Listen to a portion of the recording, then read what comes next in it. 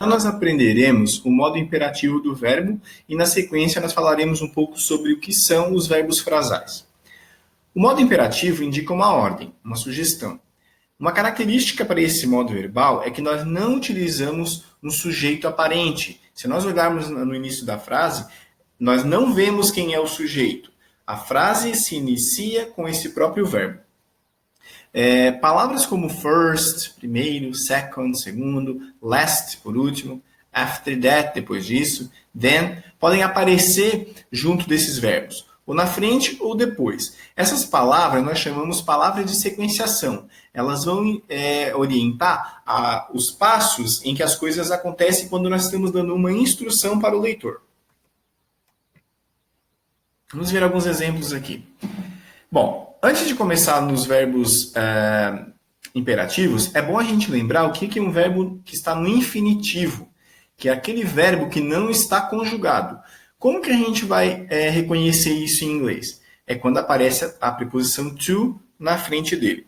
Então, essa mensagem está dizendo How to attach a file to an email message. Como anexar um arquivo a uma mensagem de e-mail. Então, vejam que em português a tradução fica to attach, anexar. Os verbos no infinitivo equivalem àqueles verbos no português terminados em ar, ir e or. Bom, então vamos lá ver como que funcionam os verbos no imperativo, as ordens. Primeiro exemplo. Begin the attachment process by opening a new email. Então, comece o processo de anexação abrindo uma nova mensagem de e-mail. Então, veja que aqui nós não temos um sujeito na frente desse verbo. A gente já começa dando a ordem. Então, os verbos no imperativo sempre vão ser traduzidos dessa forma. Comece, faça, leia, abra, diga. É um verbo que está com uma segunda pessoa, o você, subentendido. Quando eu digo begin the attachment, eu estou dizendo comece você o processo de anexação. Então, na sequência, nós temos uma palavra de sequenciação, que é o then, então. Then point your mouse at the paperclip image. Então, aponte o seu mouse para a imagem do clipe de papel.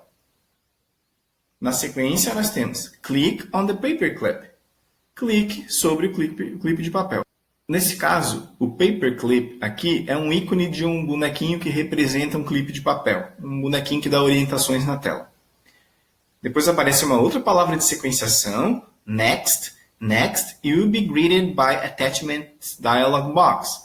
Na sequência, você será saudado por caixas de diálogo de anexação. Na sequência, ele continua dando a ordem select browse. Selecione a opção browse. É importante a gente observar aqui que, normalmente, quando nos textos de orientações nós tivermos as palavras em negrito ou destacadas de uma outra forma, como inicial maiúscula, essa palavra aqui se refere a uma aba naquela tela, né? Ou uma opção. Uma caixa de diálogo, por exemplo. Then, navigate to the file you want to attach.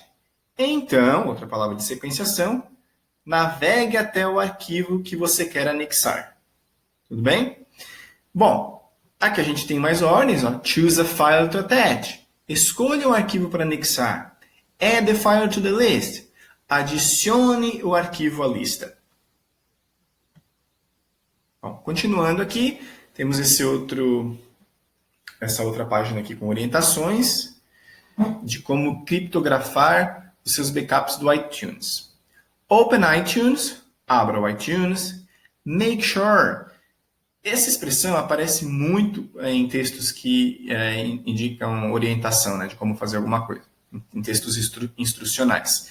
Então, make sure quer dizer certifique-se de quê? Certifique-se que. Então, certifique-se que você tenha a última versão, a versão mais atualizada. Connect your device to your computer. Conecte o seu dispositivo ao seu computador. Depois ele diz, learn what to do when you don't see the icon. Esse learn, normalmente a gente aprende como se fosse o verbo aprender. Mas nesse contexto aqui, a gente vai traduzir como saber. Saiba o que fazer quando você não vir o ícone. Ok? Vamos lá. On the summary screen, na tela de resumo, select Encrypt Backup. Selecione encriptar o backup. Nota de novo que está destacado. Né? Isso aqui é uma opção, provavelmente é uma aba ou uma instrução que vai, uma janelinha de pop-up que vai abrir na tela. Então, está com letra maiúscula e ainda assim está entre aspas para destacar. Outros exemplos. When asked, quando solicitado, make a password. Faça uma senha. Crie uma senha. Create one you remember. Crie uma que você se lembrará. Então, crie uma senha que você se lembrará. Or write it down. Write it down é um verbo frasal. Essa expressão aqui vai aparecer junto e a gente vai traduzir como uma coisa só em inglês, quando for verbo frasal. A gente vai ver na sequência o que eles são. Isso quer dizer, escreva, anote-a. Anote-a and store it safely. E armazene-a de forma segura. Vamos lá. Aqui nessa caixa nós também temos uma outra ordem, né? Uma outra instrução. Enter a password. Insira ou entre com uma senha, né? Vamos lá, então. Mais alguns exemplos. Make sure that your encrypted backup finished successfully. Certifique-se de que o seu backup encriptado tenha finalizado de forma bem sucedida. Choose iTunes. Escolha o iTunes. Novamente aqui, a gente já sabe que tem que seguir uma sequência. Choose iTunes, then Preferences. E as preferências. Choose Edit. Escolha Editar. And Preferences. Clique the Devices tab. Clique na aba Dispositivos. E uma para finalizar, clique OK to close iTunes Preferences. Clique em OK, provavelmente é um botão, né? No caso esse aqui, para fechar o iTunes. Agora vamos ver o que são os phrasal verbs. Bom, por que esse verbo ganha esse nome, né? Phrasal verb, verbo frasal. Porque é um verbo que é composto por duas ou mais palavras, entre elas uma preposição. Então, por isso, frasal, porque lembra uma pequena frase. Eles também são conhecidos como multi-word verbs, ou prepositional verbs, porque eles são compostos por preposição também. E a gente vai dizer que são locuções verbais da língua inglesa, né, formadas então por um verbo, por uma preposição, uma conjunção, ou mesmo um advérbio. Vamos ver alguns exemplos aqui. Quando uma palavra encontra-se sozinha, ela vai ter um sentido. A adição de uma preposição vai alterar o significado dessa palavra. Então, muitas vezes, a gente consegue adivinhar o sentido da palavra se nós conhecemos o significado da preposição. Mas nem sempre isso é possível. Algumas vezes os verbos frasais eles fazem bastante sentido para nós, em português. Outras vezes eles não têm sentido nenhum. A gente tem que apenas memorizar o significado daquela expressão. Vamos começar por aqui. Give, quer dizer, é o verbo dar. Give away, quer dizer desfazer-se de algo, dando de presente, por exemplo. Give in significa ceder, não desistir. Give up significa abandonar. Vamos ver o look. Look quer dizer olhar, parecer. Look like, parecer-se com. Daí agora, quando a gente adiciona as preposições, vejam como, em alguns sentidos, a gente consegue entender o porquê daquela preposição e o novo sentido atribuído. O at, nesse caso, ele é uma preposição de lugar, então ele se refere a um ponto no espaço, a um lugar em que algo se encontra. Quando eu digo look at, eu estou dizendo para a pessoa direcionar o olhar para aquele ponto.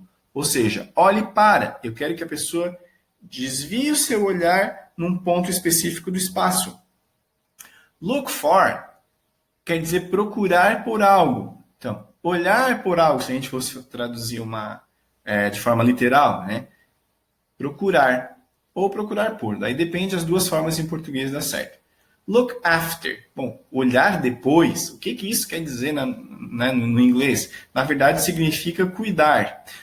Mas por que eles dizem olhar depois? Vamos supor que você foi viajar e deixou o cachorro sozinho em casa. E vai ficar alguns dias fora. Daí você pede para o vizinho, can you look after my dog? Ou seja, você vai olhar pelo cachorro depois que o sujeito for viajar. Então, na verdade, o sentido é cuidar e a gente vai traduzir apenas dessa forma. Isso aqui foi só para vocês entenderem um pouquinho da lógica, né, de como que funciona a construção de verbos frasais.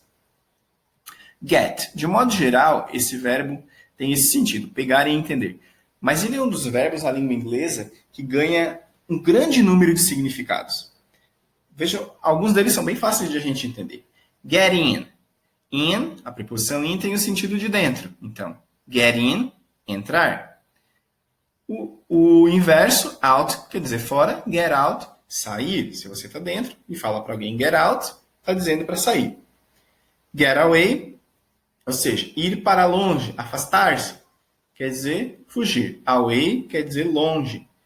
Já quando eu tenho outra preposição, vejam como muda completamente o sentido. Get away with. Escapar impune. Cometer um crime e não ser responsabilizado por aquilo. Come out quer dizer sair. Por exemplo, alguma coisa, sangue saiu da veia. Came out. The blood came out from the vein. Então, saiu da veia, sair. Pode ser para outros contextos também. Uma pessoa, he came out of the car. Ele saiu do carro. Come back quer dizer voltar.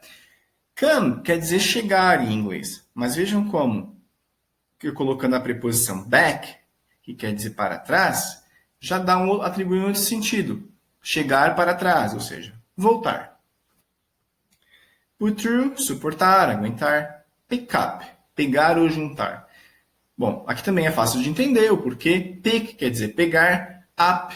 Agora, por que é pegar e juntar? Vamos supor, também poderia ser selecionar nesse caso. Vamos supor que você deixou cair a caneta no chão. Então, você vai pegá-la, pick, e vai levantá-la do chão. Ela está no down, ela está lá no chão, embaixo. Então, quando eu levanto, eu faço o movimento do up, de levantar. Pick, do chão, up, para cima. Logo, fica juntar. Take off, pode ser decolar, quando a gente se referir a um avião decola, the plane takes off, ou também pode significar despir-se, tirar a roupa. Vamos ver alguns exemplos aqui colocados em um contexto. Aqui a gente tem uma piada, um trocadilho que é feito com alguns verbos frasais e algumas outras palavras. O garfo fala, a faca fala, May I cut in? Forget about it. He's a sharp-looking fellow. Então, o garfo vai falar para... Tá discutindo aqui com a colher e ele diz forget about it. Só que para construir usou a palavra fork, que quer dizer garfo. Certo? He's a sharp-looking fellow. E a colher está interessada lá naquele fellow, lá naquele cara. Então ela diz, ele é um cara muito bem afiado.